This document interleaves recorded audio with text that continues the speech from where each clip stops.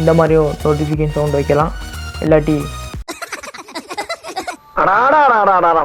பேக்கரியை develop பண்ணது போதும் பண்ணு வேணும் வெண்ண வேணும்னு உசுர வாங்குறாங்க ஐயா. இந்த மாதிரியும் கிரேசியான நோட்டிஃபிகேஷன் சவுண்டு வைக்கலாம். ஸோ நீங்கள் நம்ம வீடியோவில் நோட்டிஃபிகேஷன் சவுண்டு எப்படி வைக்கிறதுன்னு தான் பார்க்க போகிறோம். ஸோ வாங்க வீடியோக்குள்ளே போகலாம்.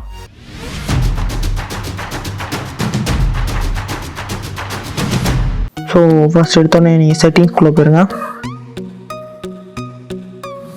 செட்டிங்ஸ்குள்ளே போயிட்டு கீழே இந்த சவுண்ட் அண்ட் அதை கிளிக் பண்ணிங்க. சவுண்ட் வைப்ரேஷன் இருக்குல்ல, அதை கிளிக் பண்ணிங்க.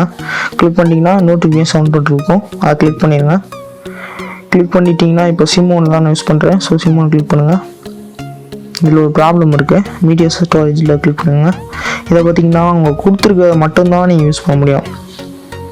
ஏதோ நீங்கள் லைப்ரரிண்டோ இல்லை உங்கள் மியூசிக்லேருந்தோ எடுக்க முடியாது நோட்டிஃபிகேஷன் சவுண்டை. அந்த இதுதான் எப்படின்னு இப்போ பார்க்க போகிறோம். இப்போ நீங்கள் சவுண்டு கிளிக் ரிங்டோன் அப்படி இல்லை, ரிங்டோனில் வந்து நீங்கள் என்ன வேணால் வச்சுக்கலாம். சிம் ஒன்னில் மீடியா ஸ்டோரேஜை கிளிக் பண்ணிவிட்டேன்.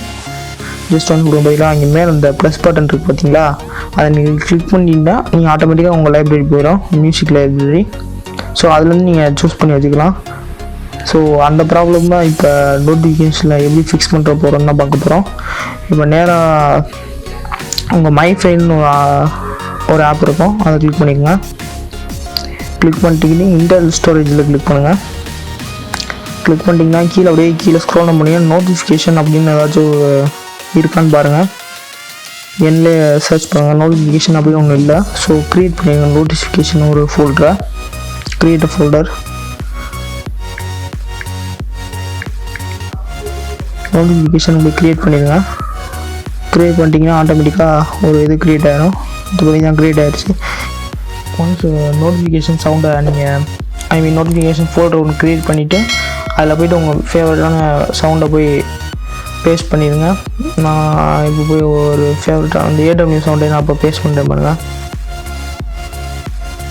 ஏடபிள்யூஎம் சவுண்டு இதாக இருக்குது பார்த்தீங்களா. இதை போய்ட்டு அப்போ காப்பி கொடுத்துட்றேன். காப்பி கொடுத்துட்டு அந்த நோட்டிஃபிகேஷன் சவுண்ட் இருக்குல்ல, அதில் போய் நான் பேஸ்ட் பண்ணுறேன்.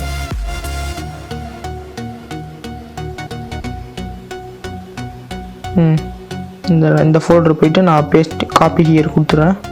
ஸோ காப்பி ஆயிடுச்சு. ஸோ இப்போ போய் நீங்கள் அந்த செட்டிங்ஸில் போய் பார்த்தீங்கன்னா கண்டிப்பாக இருக்கும். செட்டிங்ஸ் போயிருங்க. செட்டிங்ஸ் போய்ட்டு ஆல்ரெடி ஃபிக்ஸ் ஆகிருக்கு, நான் ஆல்ரெடி ஃபிக்ஸ் பண்ணி தான் வச்சுருக்கேன். ஸோ பார்த்தீங்கன்னா இங்கே பார்த்தா 2 டபிள்யூஎம் இருக்குது. இப்போ நம்ம காப்பி பேஸ்ட் கொடுத்தது இங்கே 2ஆக கன்வெர்ட் ஆகிருக்கு. ஸோ அது சிம்பிள் தான். இந்த மாதிரி உங்கள் ஃபேவரட்டான சவுண்டை வந்து நோட்டிஃபிகேஷனில் காப்பி பேஸ்ட் கொடுத்துருங்க. கொடுத்தீங்கன்னா ஆட்டோமேட்டிக்காக இங்கே வந்துடும். ஸோ இதுலேருந்து நீங்கள் பிக் பண்ணி எடுத்துக்கலாம்.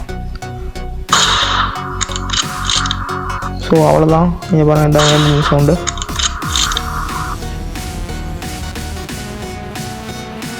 ஸோ இந்த மாதிரி கிரியேட்டிவான நோட்டிஃபிகேஷன் சவுண்டு கீழே லிங்க்கில் டிஸ்கிரிப்ஷனில் இருக்குது. ஸோ உங்களுக்கு பிடிச்சிருந்தா கீழே லிங்க்கை டச் பண்ணி டவுன்லோட் பண்ணிக்கோங்க. ஸோ இந்த வீடியோ பிடிச்சிருந்தா லைக் கொடுங்க, ஷேர் பண்ணுங்கள், உங்கள் ஃப்ரெண்ட்ஸ் கூட ஷேர் பண்ணுங்கள். மறக்காமல் கமெண்டில் அடுத்த என்ன வீடியோ போடலான்னு கீழே கமெண்ட் பண்ணுங்கள். ஸோ இதெல்லாம் பண்ணுறதுக்கு முன்னாடி சப்ஸ்கிரைப் பண்ணுங்கள். ஸோ அவ்வளோதான். Good bye.